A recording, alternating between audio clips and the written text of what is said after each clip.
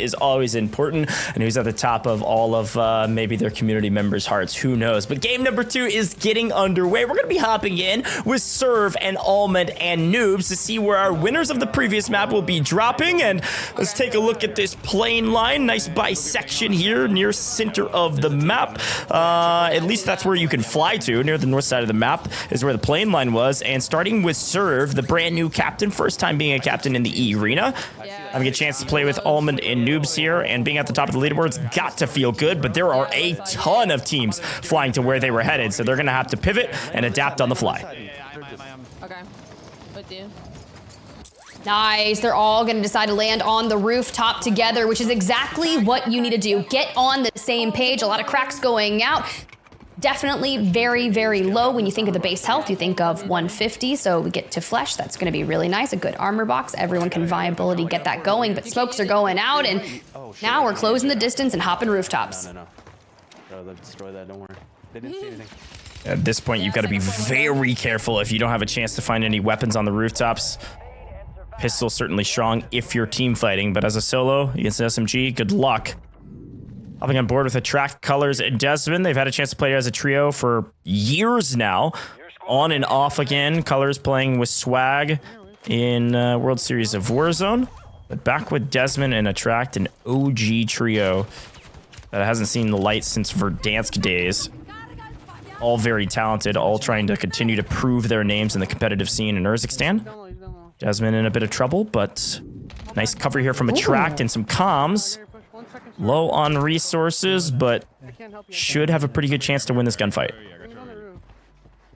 I actually really like this trio here. Now Desmond, unfortunately, just getting the brunt of this push.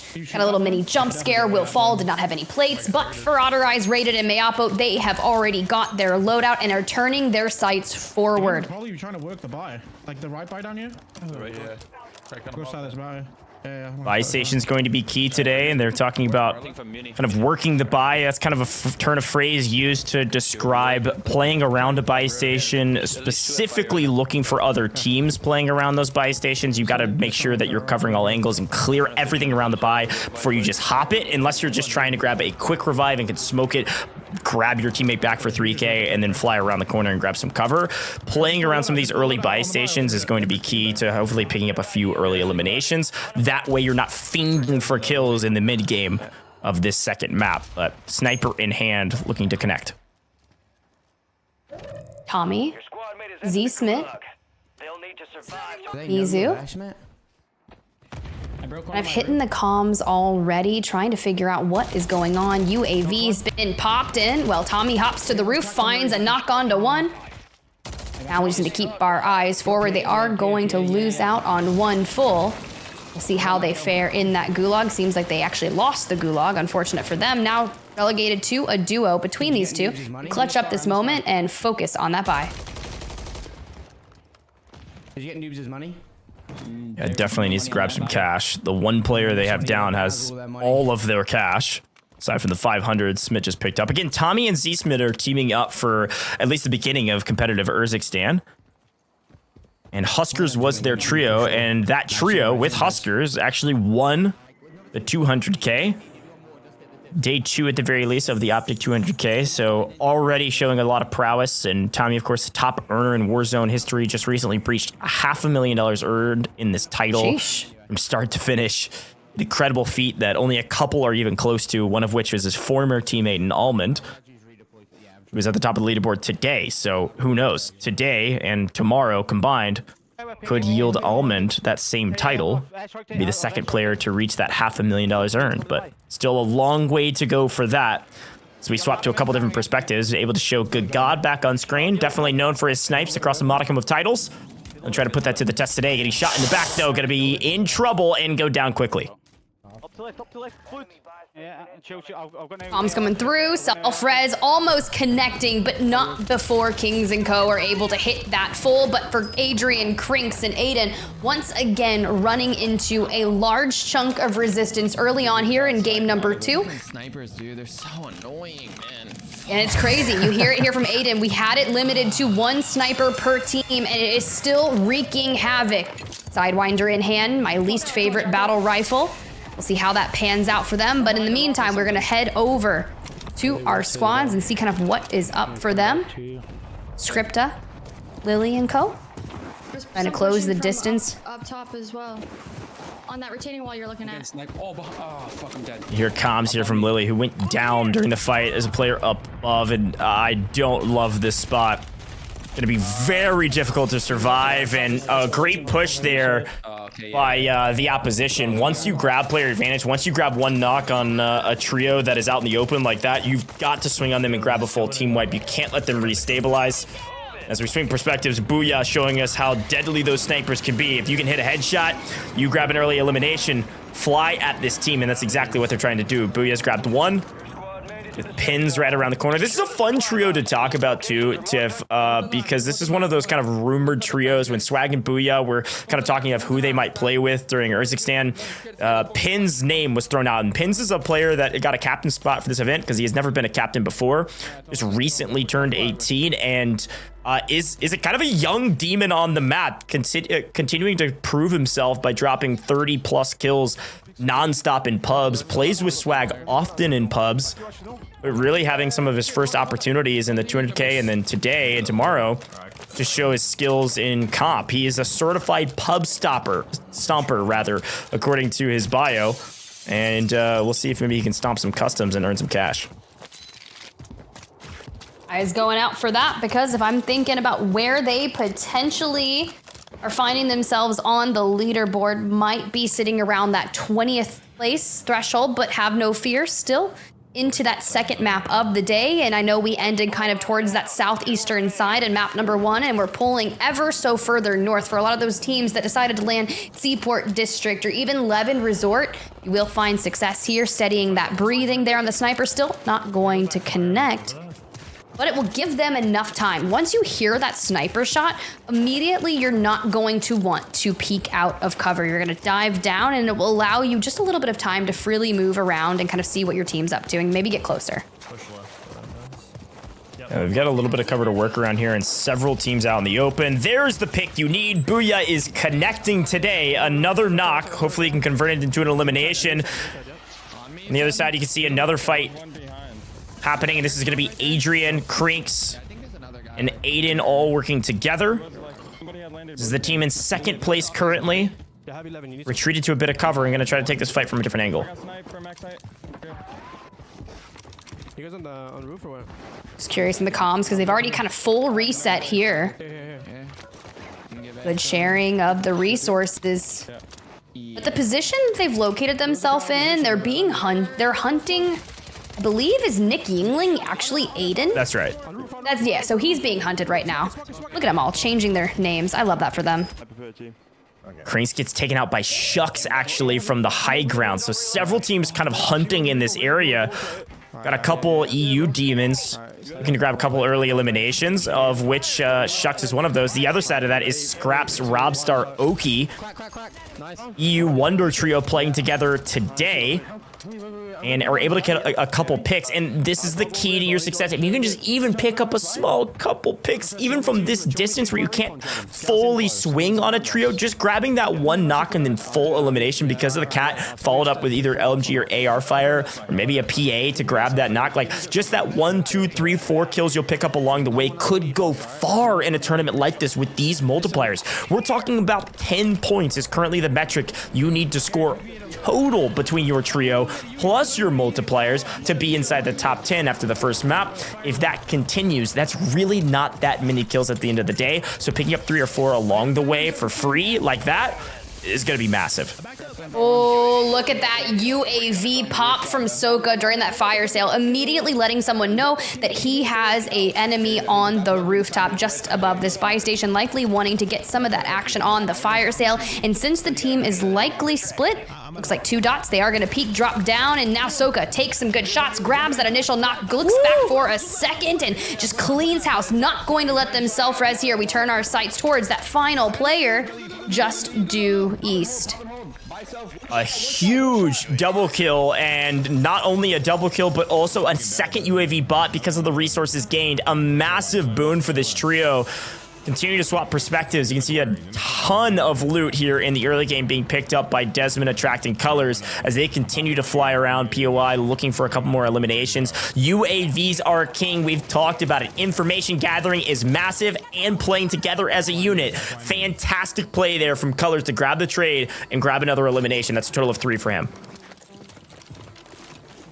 Getting that res back on to Desmond is pretty impressive. And I look at this squad, we got Colors and Attract and Desmond. Look, we were talking about this a little bit. I know Z Colors has been like really pursuing a lot of endeavors outside of Warzone that have been really cool to kind of witness, which I had no idea those interests aligned. Go ahead and check him out, follow him on social media and see what I'm talking about. But Attract has been a very clutch player who throughout our history of competitive tournaments, specifically like CDLR, Call of Duty Resurgence League, a lot of those has kind of filled in with random teams and found a lot of progress there just as a solo. So kind of locking in for Urzikstan with some, you know, consistent team members, I think Attract can find a lot of success. Got a quick look on the other side. We Slacked and Clutch Bell, a team we said watch out for. They're missing their fearless leader, XLC, currently, but the duo is still alive, trying to restabilize as a trio. And again, non-stop action here for Colors, Desmond, and Attract, which is exactly where they want to be here in the third circle. Again, these lobbies move quickly. Our third circle already closing, but likely somewhere around 5-6 eliminations already for this trio. You can see 5 showing between Desmond and Colors alone. If they can stay alive and get to the top 8, this could be one of the biggest games of the day. Going up the stairs, though, Desmond in trouble, and this time, Colors is not there to trade. This is why you have to play as a unit. This is why you have to check all of the stairwells together. Running through these buildings as a solo, you're going to lose your life. We lose Desmond, but another UAV gives us some more information as Attract and Colors try to play together. As we swing over to a brand new fight on the other side, War's now going down, playing with Testy and Clumsy. They might have a couple eliminations to boot, but not a lot to write home about. Checking back into Z Colors and Attract. It was actually DJ Moss who was prone in that building, able to win that gunfight out. And honestly, look, I don't blame Desmond for falling there. It's really hard to see players when you're kind of navigating up stairwells inside of these buildings. But as we make our way kind of further into Seaport District, moving north to Resort, just on the outskirts, riding that zone line, right? Now that's really impressive, especially when you're having teams that might be pushing towards zone, will allow you to gatekeep. But as we move in, we've got 19 squads remaining, so we're hitting that 1.1x kill multiplier, but what we're really looking for is at least once we get to 15th place. That'll be the 1.2. 1.2, 1.3, and then 1.5 if you win the lobby. We know that can be a massive boon, of course. You saw Serve, Allman, and Noobs just barely breach past the team that had the most eliminations of Crinks, Aydan, and Adrian because they got the 1.5 times multiplier. So definitely helpful, but it's not an end-all be-all. Kills are the name of the game. If you have 2 kills and you get a 1.5 times multiplier, that is a total of 3 points for those mathematicians out there. It is not a lot. You saw Desmond attracting Colors already on 7. A great score going into the 4th circle with still 17 trios still alive. We'll head over and check out a couple other squads. Again, Symphony on 3 currently.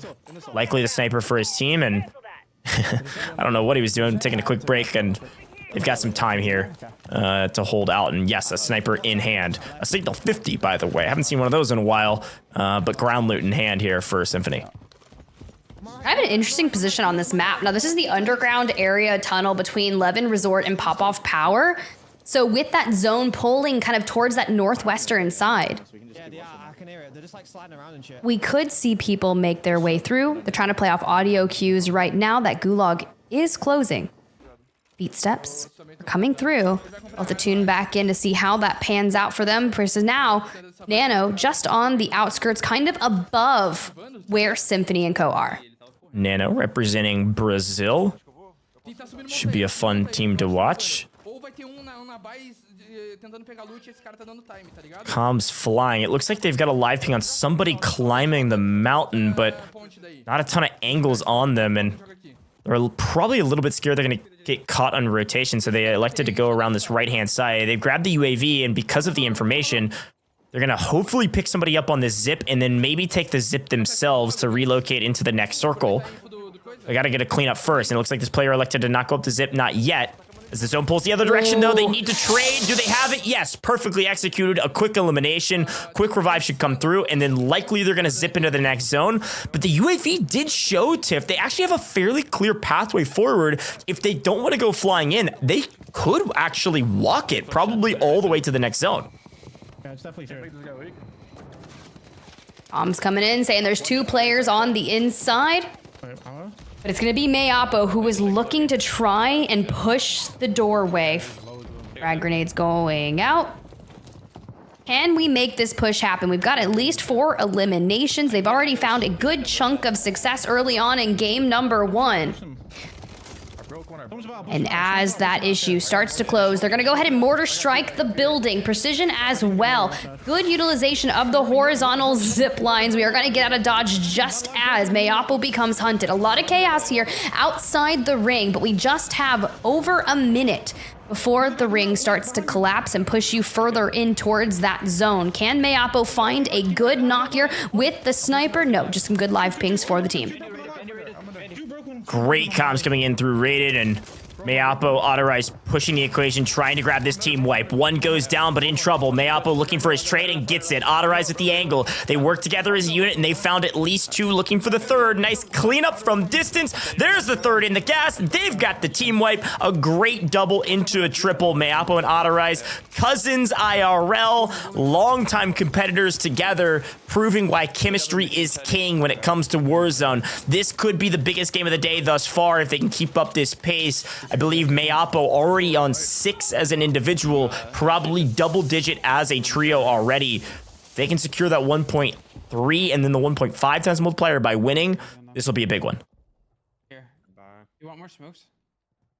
Dead center of zone. Kaylee, Scummin, and Dongy. Kaylee, who had broken inside that top 10 after map number 1, looking to do just the same in that 1.2x multiplier. Not a ton of eliminations in the hands of Kaylee, but that is to be understood, especially when you were being the sniper of that team. Looks to be potential ground loot and not their loadout weapon. Curious to see how they're going to approach that. The zone pops, and now they're not necessarily center, but still a very good position. Can kind of stabilize from here and try to pick off players on rotation. Or just hang out here behind the bar. Yeah, playing for position here isn't a bad thing, especially because you've got a nice, you know, a ton of cover inside of one of the largest buildings still inside a zone. I mean, I'm looking at 4 kills, not including what Dongy has for this trio, so maybe enough to hang on to some multipliers. But again, I mean, let's think about it for a second. You know, your top 12, you're into a 1.2 times multiplier right now inside the top 15. You're looking for a 1.3x multiplier if you get top 8. 0.1 difference with 5 kills really doesn't do a whole lot for you. You've got to find eliminations. 1.5 might help a sizable amount, but if you just hang out and wait till the very final fight, I don't think your score is going to be incredibly impressive at the end of the day, but we'll see what that team's able to do. They do have a nice position, and as we swap perspectives, a nice pickup here from Soka, who is individually on 8. This is what I'm talking about. You want to be top of the leaderboard, you've got to slay out, and Soka's team's doing exactly that. Got a decent position and a great number of eliminations. They've made it to the 1.3x multiplier, Tiff. Let's see what they can do.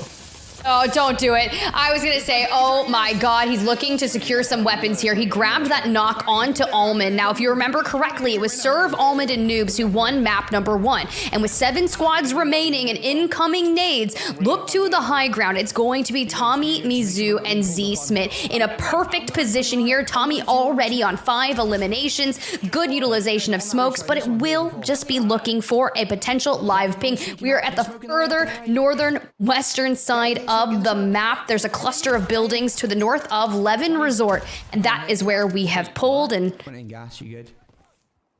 still trying to figure out, decipher. Good. Yeah, they have to come back. So you got Z Smith going down onto the ground. Really want to get into the fray of fighting with Tommy. providing support from above. Oh my god, they're here.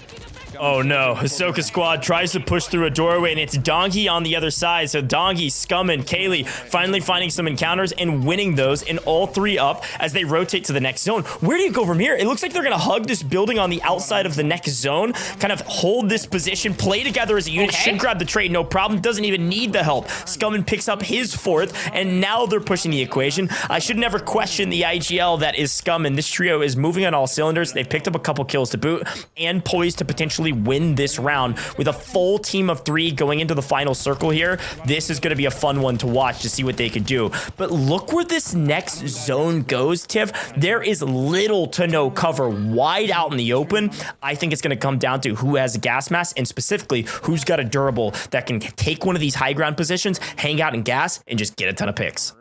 They're running. Curious to see how they're going to approach this with just under 30 seconds now before that zone finalizes shifting. You don't have to move just yet, but making sure they can clear out behind them. Those durable gas masks are incredibly vital. Kaylee doesn't have a gas mask. And with Tommy on the roof still, if Kaylee, Dongy, and Scummin decide to kind of just make their way out, Tommy will be able to shoot them in the back. But Mizzou goes down first, and Tommy to save them, but goes down in the chaos. We still have 3 squads remaining. Who will it be? Well, turns out Scummin. It's Scummin. We changed POVs, and honestly, Fuck eating that smoke. I think they won, right? We'll take it. I mean, it sounds like it. Second I floor. know. I can never tell with Scummin, to be honest. And the fact that we actually have a face cam from Scummin is pretty cool. Those couches look pretty comfy. I'm loving the cat tree in the back, and I'm loving the victory. Oh, that was unfortunate timing on the swap.